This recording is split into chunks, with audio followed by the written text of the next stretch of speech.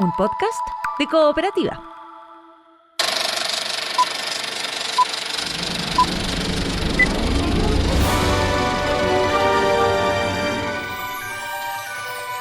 Hola, ¿cómo están? Soy Joel Poblete y este es Estrenos y Razones, el podcast que te cuenta por qué ver y por qué no ver alguna de las películas que están dentro de la cartelera nacional.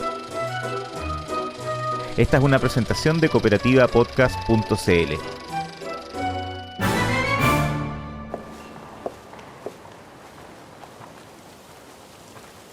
I'd like to walk with you through your life. Should I call you Maria o La Callas? Bastante atractiva y renovada apareció la cartelera cinematográfica en Chile para este comienzo del 2025, y entre los títulos más llamativos figura María, una producción centrada en la legendaria soprano María Callas, que al mismo tiempo es el más reciente largometraje internacional del realizador chileno Pablo Larraín y ya se puede ver en distintos cines locales.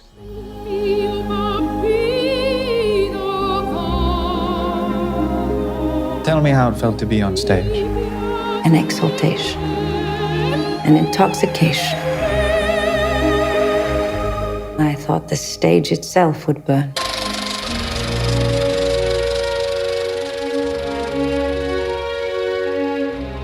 Una primera razón que puede generar interés, curiosidad y ciertas expectativas es precisamente que esté dirigida por Pablo Larraín, de quien recientemente hemos podido ver el MTV Unplugged de los Bunkers, y ahora nuevamente lo tenemos al frente de un proyecto donde la música es determinante. Aunque a diferencia del registro de ese concierto de la popular banda, en este caso sí hay verdaderamente una propuesta autoral, que confirma el sitial que durante ya más de una década el cineasta ha ido ocupando más allá de nuestras fronteras.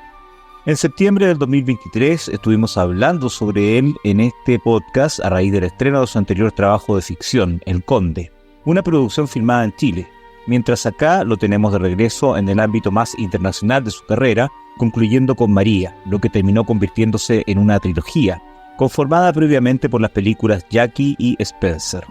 Las tres tuvieron su estreno mundial en la competencia oficial de uno de los certámenes fílmicos más importantes del mundo, el Festival de Venecia, el mismo espacio donde Larraín ha mostrado por primera vez otros títulos suyos, incluyendo además films totalmente chilenos como Post Mortem, Emma y la ya mencionada El Conde. Con todos esos largometrajes, más otros que también han tenido una destacada participación en otros festivales como Cannes y Berlín, entre ellos Tony Manero, El Club y Neruda, Larraín ha conformado una trayectoria muy cotizada entre los cineastas latinoamericanos que se han abierto camino a lo largo del mundo, alcanzando importantes hitos, como premios y nominaciones, y una relevante presencia en ceremonias como la del Oscar, por ejemplo con la primera nominación a la estatuilla para un film chileno, en 2013 con No, o subiendo al escenario como productor del primer largometraje de nuestro país en ganar un Oscar, Una mujer fantástica de Sebastián Lelio en 2018. Y el año pasado también presente como productor del documental chileno también nominado La memoria infinita de Maite Alberdi. A eso hay que sumarle las distintas nominaciones a los premios de la Academia Hollywoodense que han recibido hasta ahora sus películas habladas en inglés. Siempre habrá expectativas frente a cualquier nuevo trabajo de Larraín, y acá hay diversos motivos para considerar elementos extra que generan interés en María.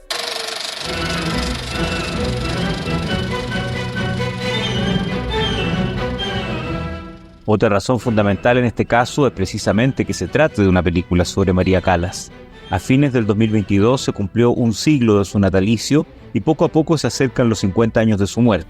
Y sin embargo, aunque pase el tiempo, nunca disminuye la fascinación que siempre ha ejercido esta artista estadounidense de ascendencia griega, considerada por la gran mayoría de los expertos como la soprano más emblemática y elogiada de la historia, pero cuya figura además ha trascendido con tal fuerza al ámbito de la ópera que ya se ha convertido en un ícono, en un símbolo incluso para quienes no están directamente familiarizados con el arte lírico. Porque además ha dado siempre mucho que hablar por su personalidad y su vida privada, desde su carácter, intensidad y temperamento dentro y fuera de escena, hasta cómo las complicaciones de su vida afectiva, en particular su atormentada relación con Aristóteles Onassis, se fueron entrelazando con su temprano declive vocal, junto con la soledad y melancolía que vivió en sus últimos días antes de fallecer en París, con apenas 53 años en 1977. Justamente es en esta etapa terminal de su vida que se concentra esta nueva película, en la que la vemos en sus últimos días, Porque es importante aclarar que, a diferencia de lo que quizás más de alguien piensa, este film no es una biografía de toda la vida de la Callas, aunque en distintos momentos algunos flashbacks nos muestran diversos instantes de su existencia, incluyendo sus éxitos en los grandes teatros líricos durante sus años de gloria en la década de los 50. No es el primer acercamiento del cine a la Callas. Hace apenas 5 años pudimos ver en cines el hermoso y conmovedor documental María by Callas, de Tom Wolfe, y hace 2 décadas en la película Callas Forever, la cantante fue encarnada por la actriz francesa Fanny Ardant, precisamente también una mirada a los últimos días de la diva, dirigida por el cineasta italiano Franco Zeffirelli. Quien la conociera personalmente, trabajó con ella en distintas producciones de ópera y la quiso siempre de manera muy cercana como una verdadera amiga. Pero el enfoque de Pablo Larraín acá es distinto y se emparenta más directamente con las otras 2 películas de esta trilogía sobre mujeres reconocidas y destacadas a nivel mediático en el siglo XX. En Jackie, de 2016, la protagonista era la viuda del presidente Kennedy en los días posteriores al asesinato de su esposo, quien de hecho aparece como un personaje acá también en María. En Spencer, del 2021, la princesa Diana de Gales debía pasar la Navidad junto a la familia real de Inglaterra, precisamente cuando está decidiendo terminar su matrimonio con el príncipe Carlos de Inglaterra.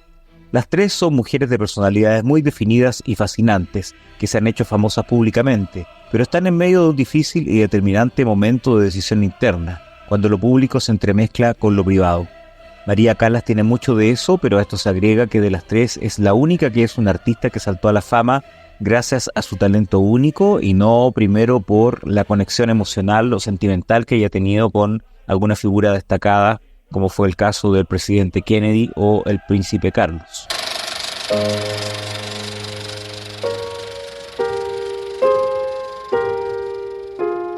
En relación a lo anterior, otra razón que por supuesto llama mucho la atención de esta película es quién interpreta a la protagonista, una actriz tan famosa a nivel mediático como también lo fuera la Callas en el mundo de la ópera, Angelina Jolie. Este 2025 ella cumplirá 50 años y ya son casi 3 décadas desde que su carrera en la pantalla empezó a despegar a fines de la década de los 90, ganando un Oscar como mejor actriz secundaria por Inocencia Interrumpida y protagonizando exitosas producciones como Lara Croft Tomb Raider y Señor y Señora Smith. Sus últimos grandes éxitos en taquilla los logró encarnando a Maléfica, primero hace una década y luego en su secuela del 2019. No la veíamos en cines desde fines del 2021, cuando fue una de las protagonistas en la película de superhéroes Marvel Eternals, de la cual también hablamos en ese entonces en este podcast y que lamentablemente no fue tan bien recibida como se esperaba a nivel masivo. En una trayectoria que ha incluido trabajos con reconocidos directores de distintas generaciones, desde James Mangold y Michael Winterbottom hasta Oliver Stone y Clint Eastwood, nunca ha dejado de trabajar en nuevas películas y también ha incursionado como cineasta con 6 largometrajes a la fecha. Pero en los últimos años se ha hecho más habitual que se hablara más de ella por diversas razones más allá de lo cinematográfico, desde su maternidad, sus problemas de salud, sus labores humanitarias y todo lo que rodeó su mediático divorcio de Brad Pitt. Entonces, en buena medida, su interpretación de María ha sido recibida por muchos como un regreso al primer plano, en un personaje intenso y complejo por el que ha sido muy elogiada y ha estado nominada a premios como el Globo de Oro y los Critics' Choice y con altas posibilidades de ser nominada por 3ª vez al Oscar, estatuilla que, como mencioné antes, ganó como mejor actriz secundaria por Inocencia Interrumpida y a la que fue nominada como mejor actriz hace 14 años por El Intercambio, dirigida por Clint Eastwood. Si bien en lo personal debo confesar que nunca he sido un gran admirador de Jolie ni es una actriz que me fascine particularmente, reconozco que encarnando a la Callas está mucho mejor de lo que esperaba, no solo por el parecido físico que se logra en más de un momento gracias a la forma en que está iluminada o el ángulo con el que está filmada, sino además por la entrega con la que aborda las distintas facetas de una personalidad fuerte y difícil, a la que si bien encarna mayormente en sus últimos días, de todos modos además debe reflejarla en diferentes momentos y etapas de su vida, intentando no convertirla en un cliché o arquetipo, sino que realmente el público piense que está viendo a la Callas en la pantalla. Por esta interpretación ha estado recibiendo algunas de sus críticas más positivas en años, y sin duda es inevitable pensar que al encarnar un personaje como este, ha podido resonar en su manera de asumir el personaje el hecho de que en tiempos recientes ella misma ha pasado por situaciones difíciles a nivel personal y con mucha gente pendiente de su vida privada. Considerando que las otras protagonistas de las otras 2 películas de la trilogía, Natalie Portman y Kristen Stewart, fueron nominadas al Oscar por sus roles, No es nada de aventurado pensar en que Jolie tiene fuertes posibilidades de también ser nominada a la estatuilla, aunque este año la competencia está bastante difícil.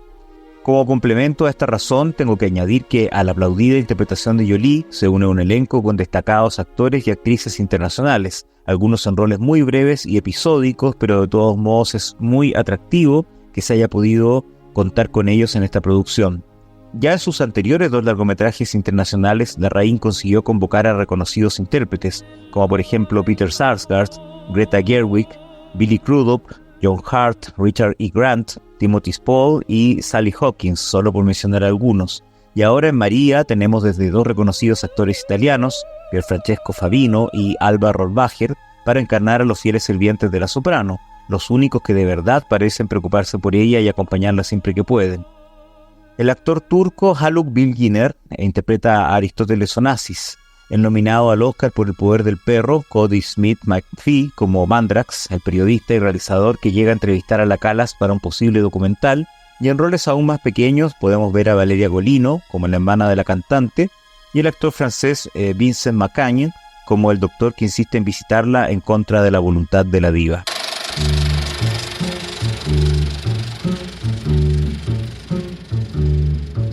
Otra razón que quiero destacar es el atractivo visual de este largometraje. Como suele suceder con el cine de Pablo Larraín, los aspectos visuales son muy destacados y vuelven a resaltar y a hacer aún mejor la película, por lo que son otra razón para verla. Y acá de inmediato hay que hacer una mención especial para el gran director de fotografía estadounidense Edward Lachman, quien a sus 76 años vuelve a trabajar por segunda vez consecutiva con el cineasta chileno tras su elogiada labor en El Conde, cuyas hermosas imágenes en blanco y negro incluso lo llevaron a ser nominado por tercera vez al Oscar en su carrera, un verdadero e inédito hito para una película chilena. Como ya comenté acá el año antepasado al hablar del Conde, Lachman es una verdadera y veterana eminencia en el cine internacional, quien a lo largo de 4 décadas de carrera fílmica ha trabajado en películas de reconocidos cineastas como Werner Herzog, Wim Wenders, Paul Schrader, Steven Soderbergh, Robert Altman y Sofía Coppola, y muy especialmente con Todd Haynes. De hecho, sus 2 primeras nominaciones al Oscar fueron por su notable y bella labor en 2 títulos de ese autor, Far From Heaven y Carol. En María, la belleza de las imágenes, el uso de los colores y tonalidades, tanto las escenas en interiores como en los exteriores, le dan una atmósfera muy especial a la película, entremezclando la realidad y lo cotidiano con lo onírico y lo que quizás no es real a pesar de parecerlo. Un nuevo trabajo de lucimiento para este septuagenario maestro que una vez más ha sido muy bien recibido por la crítica y los cinéfilos.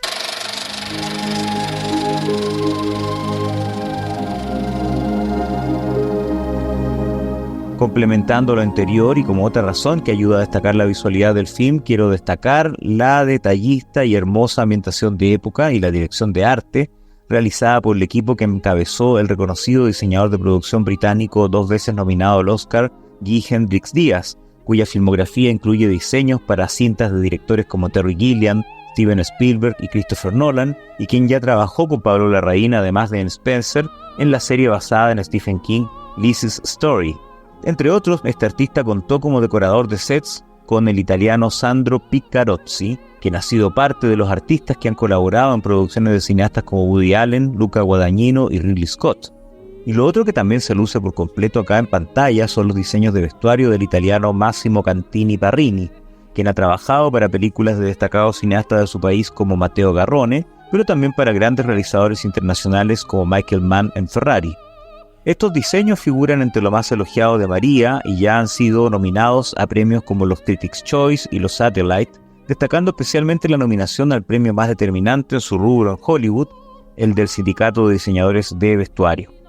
La ambientación y el vestuario mismo no solo reflejan muy bien el ambiente en el que se desenvolvía Callas en esos últimos días de vida en el París de 1977, sino además en los flashbacks retratan y reproducen de manera notable algunas icónicas actuaciones de la soprano en prestigiosos escenarios. Sumémosle a eso unas bellísimas locaciones reales de lugares como París y la reproducción de algunos momentos en los que ella está actuando, por ejemplo, en algunos importantes teatros, donde vamos a ver además decenas de músicos de distintas orquestas en pantalla.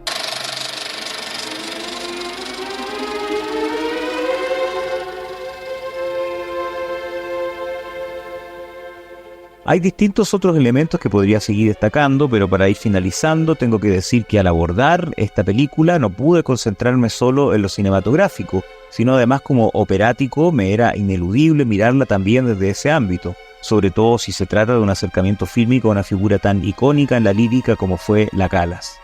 El retrato que se hace de ella, muy dependiente de los fármacos y confundiendo situaciones reales con otras que bien podrían ser fantasías de su mente, mientras languidece soñando o fantaseando con un improbable regreso a los escenarios a pesar del desgaste de su voz, probablemente divida opiniones entre quienes son fans acérrimos del artista. De hecho, conozco gente operática que no ha quedado conforme con la película o esperaba algo muy distinto, y también he leído columnas de críticos que le han cuestionado distintas cosas, pero a la vez conozco calasianos, como se les llama a los fanáticos de la Callas, que verdaderamente quedaron encantados con el resultado de este film e incluso se emocionaron mucho al verlo y se lo quieren repetir. Por supuesto que la inconfundible voz de la Callas se hace presente desde el emotivo inicio, cuando vemos desfilar en pantalla distintos momentos de su pasado glorioso mientras se la escucha cantando el Ave María de la ópera Otello de Verdi, una especie de leitmotiv musical de la película, ya que se utilizará al menos en 4 momentos distintos. También se podrán oír fragmentos de óperas muy asociadas con la diva, como Norma, Tosca, La Traviata, Medea y Los Puritanos, entre otras, así como otros que ni siquiera cantó en escena y solo grabó los momentos solistas, como el clásico O mio babbino caro de Gianni Schicchi de Puccini. Eso sí, puedo advertir que cuando vemos a Jolie hacer la gestualidad de estar cantando con la voz de la Callas real de fondo, el resultado no genera consenso entre los entendidos. Hay quienes están a favor y quienes están en contra. De hecho, uno de los elementos que más puede llamar la atención a quienes vean este largometraje y no son necesariamente entendidos en ópera, es que se puede echar de menos una mirada que permita entender por qué esta artista llegó a ser tan importante, por qué fue un intérprete capaz de lograr esa fusión tan difícil de alcanzar entre el canto y lo escénico, haciendo que sus personajes se sintieran vivos, reales, creíbles, incluso en medio de los argumentos más convencionales o absurdos, convirtiéndose en referente insuperable hasta la actualidad. Entonces, ¿por qué ella y no otra? Eso quienes admiramos a Callas desde siempre podemos tener una idea al respecto o alguna respuesta,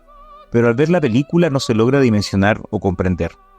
Tampoco se le puede exigir eso, es verdad, porque no se trata de una biografía completa sobre el artista, sino que se concentra en un periodo específico. Pero de todos modos se pudo esperar un poco más de relieve y profundidad de los personajes y situaciones que presenta el guión del reconocido escritor británico Stephen Knight, quien ha escrito guiones para directores como Stephen Frears y David Cronenberg para la serie Peaky Blinders y quien también ya trabajó con Larraín en Spencer, para quien ahora estructuró la trama en 3 actos y un final, como si fuera una ópera.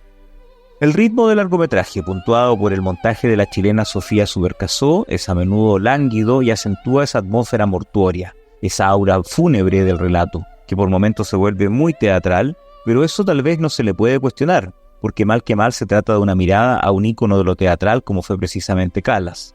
Sumando y restando, con todas las cualidades que ya mencioné como razones y con todos esos detalles que se le pueden encontrar o cuestionar, de todos modos el resultado es muy interesante y atractivo, merece ser apreciado en el cine y es una nueva demostración del talento de Larraín, cuyo estilo se puede distinguir sobre todo si lo ponemos en el marco de las 2 películas anteriores. Pero ahora, al concluir esta trilogía, por primera vez se está centrando en un artista, en alguien que se convirtió en leyenda en vida, pero cuya vida no fue idílica y feliz como pudo haber sido. My life is opera. There is no reason in opera.